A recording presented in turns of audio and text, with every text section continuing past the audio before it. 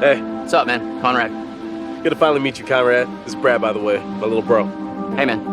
Want to crack a cold one with me? Specifically, when we were first talking about the project, you can be very literal and say, well, this is a haunted ship and there's all these things. But I also think that there's a psychological element to this and a spectral sort of element. So to me, there's a lot of ghost stories that play into this.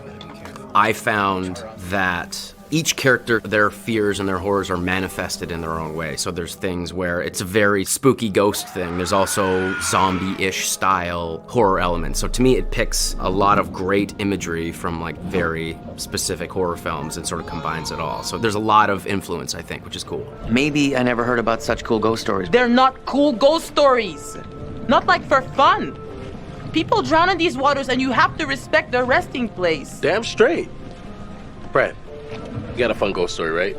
I've also had some very strange supernatural experiences, I guess you could say. I stayed in a hotel in Romania when I was an adult, a man, and the room was haunted. I swear the room was haunted. I had something walking around my room, footsteps around my bed every night. The 40 days I was staying there, glasses would clink in the middle of the night. I didn't see anything.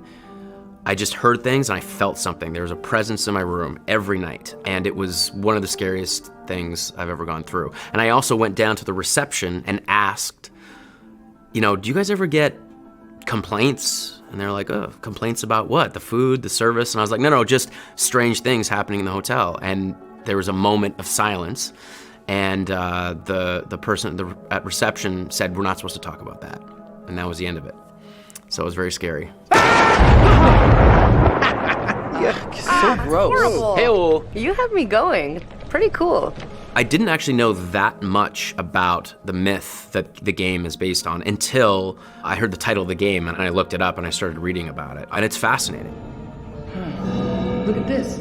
I love stories and myths that are based in history, where you can actually type something in and do some research and wow, this is actually based on an event that happened. And whether the myth is, you know, an extrapolation of the events or if it is the real life thing, I love that mystery. And I'll always go towards the side of the myth being real. I want to believe. Well, hot diggity dong. Look at this. And so again, I think that's why this kind of storytelling and this kind of game really appeals to me.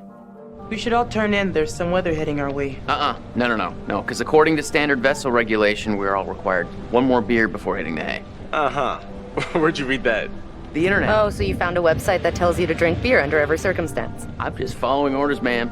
I'm into this website. 10-4, good buddy. And I'm out.